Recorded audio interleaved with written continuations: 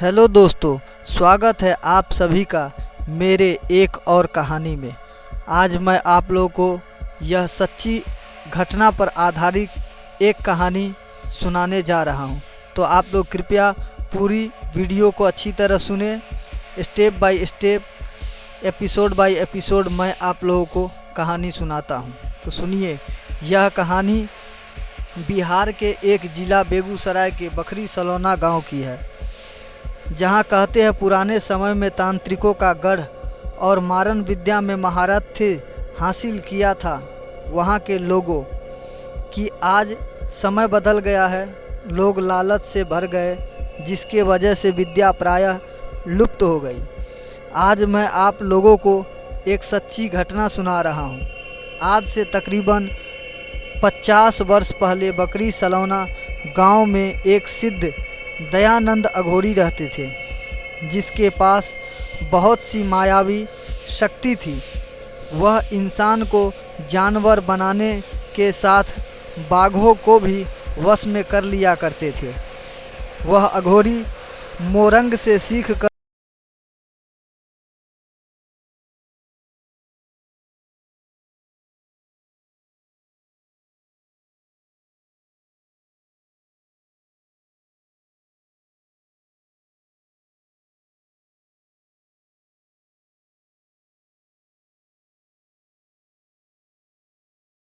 छोटे मोटे भगत का काम था किसी के शरीर पर भूत छोड़ देना और वापस इलाज करके कुछ पैसे लेना। उस वक्त बिहार में 80% घरों में बिजली नहीं थी, जिसके कारण लोग सिर्फ भगत और ओझा के ही पास जाते थे। बीमारी भी होता तो ओझा, सांप काट लेता तो ओझा। कारण यही था कि कोई संसाधन नहीं था, शहर तक लाने की व्यवस्थाएं नहीं थी। दयानंद अघोरी मोरंग से जब आया तो वह एक पांव कटे हुए थे, लेकिन जब मोरंग गया था तब वह जवान 20-22 साल का एक खूबसूरत लड़का था। दयानंद अघोरी के पास उसके बहुत से शिष्य मिलने हमेशा आया करते थे। उनमें एक शिष्य की रुचि तंत्र विद्या सीखने की बहुत थी। वह रोज़ दयानंद अघोरी से कहता था, गुरुदेव, मुझे भी मानव सेवा करना है, आप मुझे भी सिखा दीजिए, ताकि आपके अनुपस्थिति में मैं समाज के किसी काम आ सकूंगा। दयानंद अघोरी सिर्फ बोलते थे, समय आने पर हो जाएगा। ऐसा करते करते बहुत दिन बीत गए, लेकिन दयानंद अघोरी ने उसे कुछ भी नहीं सिखाया। वह लड़का निराश हो गया और बोला, गुरुदेव, अगर मेरा जीवन समाज के काम न आए तो मैं क्या करूँगा जीकर। और वह रोने लगा। दयानंद मजबूर थे, वह सिखा नहीं सकते थे, क्योंकि मोरंग से आते वक्त उन्होंने वचन दिया था कि मैं किसी को नहीं सिखाऊंगा। अगर भूल से भी मैंने किसी को शिक्षा दिया तो मेरी सारी विद्याएं नष्ट हो जाए। ऐसा वचन उन्होंने एक गुरु को दिया था। मैं आप लोगों को एक जानकारी के लिए बता दूं, जिसे मोरंग नाम से हम कहानी में जानते हैं, वह असल में आज के समय में मयोंग नाम से प्रसिद्ध है। यह असम के कामाख्या मंदिर से लगभग 50 किलोमीटर की दूरी पर है। वहाँ काला जादू के लिए प्रसिद्ध है। महाभारत काल में भीम की पत्नी हिडिंबा का मातृभूमि थी और घटोत्कच का जन्म उसी भूमि पर हुआ था। वहाँ माया प्रबल थी। गुरु मच्छंद्रनाथ भी उसी राज्य में फंसे थे, जिसे त्रिया राज्य कहा जाता था। धीरे धीरे समय बदला, नाम बदल गया। पहले त्रिया राज्य था, उसके बाद में मोरंग पड़ा और बाद में जाकर के मयांग नाम से विख्यात हुआ। जानकारी के लिए बता दूं, मयोंग 4 भागों में बटा हुआ है: उत्तरी मयोंग, दक्षिणी मयोंग, बूढ़ी मयोंग और काली मयोंग, जहां आज भी तंत्र के प्रखंड विद्वान पाए जाते हैं। लेकिन इंसान इतना नीच हो गया है कि समय के साथ साथ लोगों पैसे की सबसे ऊपर समझने लगे, जिसके कारण मयोंग गांव के कुछ लोग आने वाले लोगों को वहीं उलझाकर छोटे मोटे जादू दिखाकर कह देते हैं कि अब नहीं होता काला जादू, असल में आज भी होता है। मैं इस वीडियो में बताऊंगा, आप शांत होकर ध्यान से सुने। उधर दयानंद अघोरी को बार बार जब उसके शिष्य कहते कि गुरुजी सिखा दो सिखा दो, अंत में एक दिन दयानंद, मैं तुम्हें सिखा तो नहीं सकता, लेकिन मैं बता ज़रूर सकता हूँ कि तुम्हें कौन और कहाँ सिखाएगा, लेकिन उससे पहले तुम्हें शमशान में जाकर के कुछ क्रियाएं करनी होगी। रात को 12 बजे मैं तुम्हारे साथ नहीं जाऊंगा, तुम अकेले जाओगे।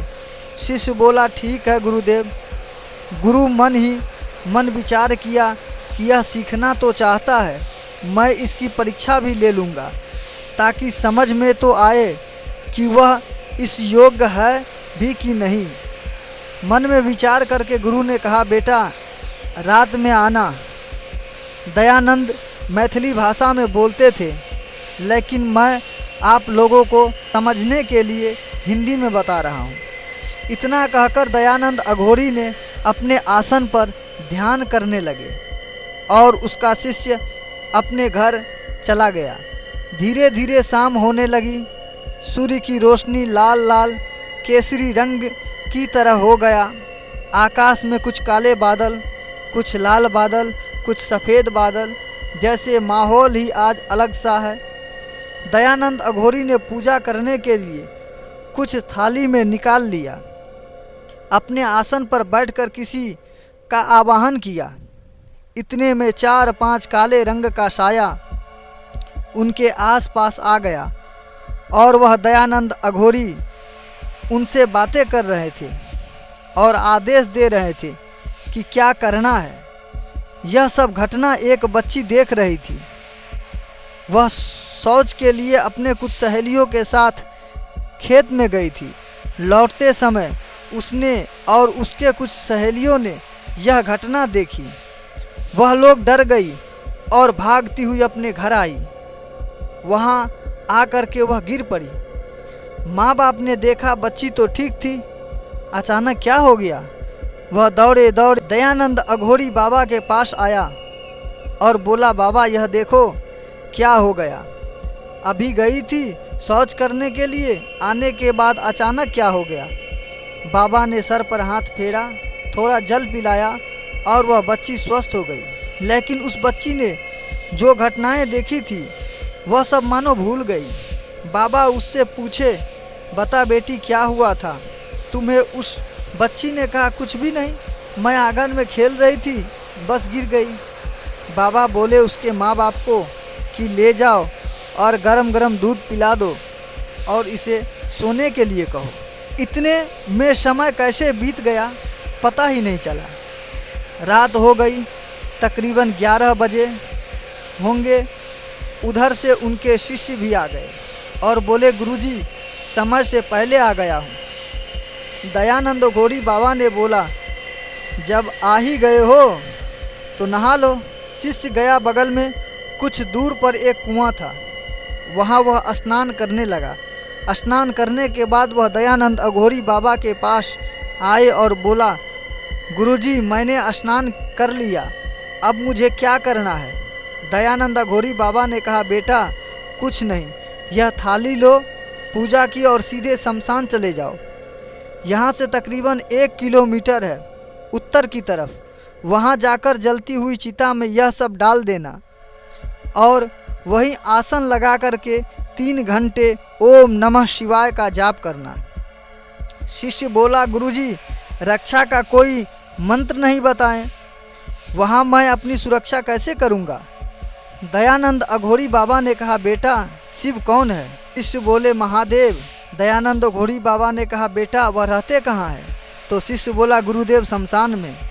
गुरु बोला, बेटा जब शिव शमशान में रहते हैं, तुम नाम शिव का जपने जा रहे हो तो रक्षा भी वही करेंगे। शिष्य, यह बात तो सही है, लेकिन फिर भी कुछ दुराचारी शक्ति होगी तो क्या करूँगा। गुरु बोला, बेटा मैं हूँ ना, कुछ नहीं होगा, जाओ। इतना कहकर गुरु अपने कक्ष में चला गया।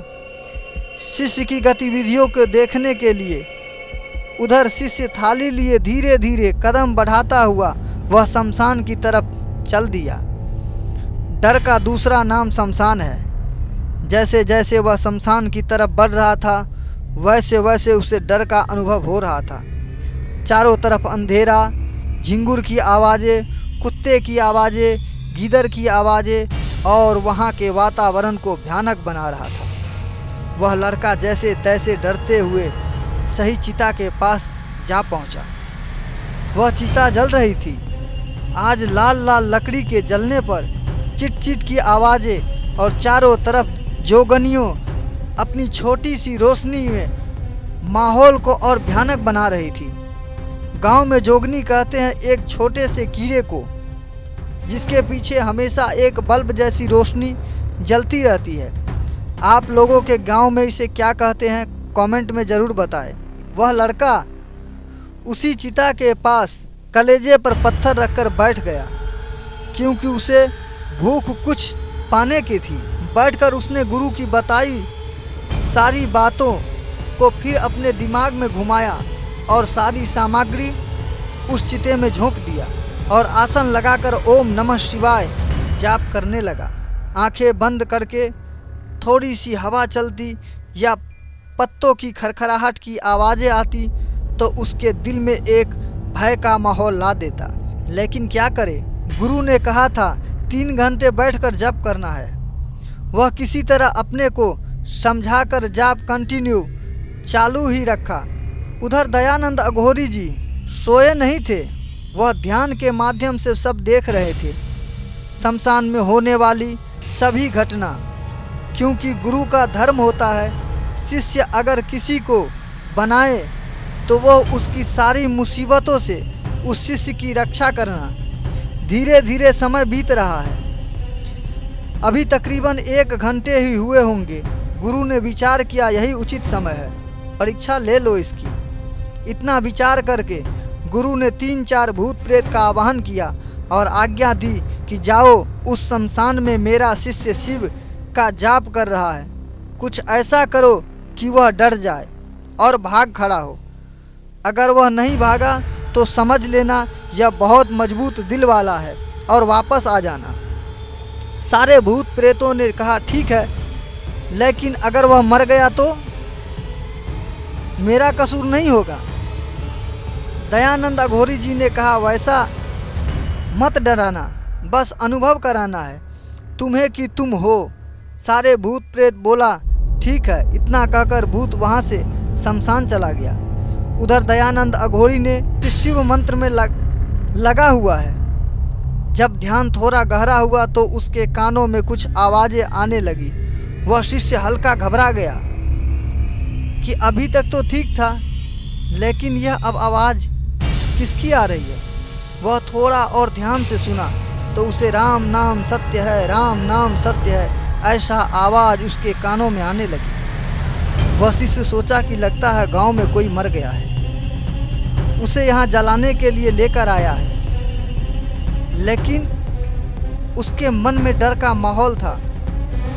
बहुत तरह के सवाल मन में उठ रहा था। वह सोच रहा था कि आखिर रात में मुर्दा नहीं जलाया जाता, फिर कौन आया होगा। उस वक्त उसके दिल की घबराहट और बेचैनी हम और आप नहीं जान पाएंगे। उस समय मानो सारी वातावरण एक मौत का पैगाम हो। वह फिर भी हिम्मत करके बैठा रहा, जाप करता रहा। इतने में राम नाम सत्य है, राम नाम सत्य है की आवाज़ आना बंद हो गई और आवाज़ आने लगी, अरे लकड़ी इकट्ठा करो, घी लाओ, आग जलाओ। धीरे धीरे सब कुछ इकट्ठा होने लगा। अंत में एक भूत कहता, अरे भाई एक लकड़ी तो कम पड़ गई, क्या करें। तो उसी में से दूसरे भूत कहता है कोई बात नहीं, वह देखो एक लड़का मंत्र जाप कर रहा है, उसे ही बीच से फाड़ देते हैं। एक भूत पीछे से कहता नहीं नहीं यह पाप है, वह इंसान है, उसे नहीं फाड़ना चाहिए। फिर एक ने कहा भाई पाप पुण्य इंसान को लगता है, हम तो भूत है, हमें क्या। इतना जैसे ही उस जाप कर रहे लड़के के कानों में सुनाई पड़ी, वह मन ही मन निर्णय लिया अब बस मरने से अच्छा है कि भाग जाए, नहीं तो मेरी खैर नहीं। इतना कहकर वह आओ देखा न ताओ सीधे वहाँ से भागा गुरु के आश्रम की तरफ और आश्रम में आते ही सीधे गिर पड़ा और बेहोश हो गया। तो दोस्तों, इसका दूसरा एपिसोड में मैं आप लोगों को बताऊंगा कि उसके बाद का कहानी क्या हुआ, वह कैसे वह लड़का मोरंग गया सीखने के लिए और मोरंग में उसके साथ क्या क्या घटनाएं हुई। तब तक के लिए बाय बाय, टेक केयर।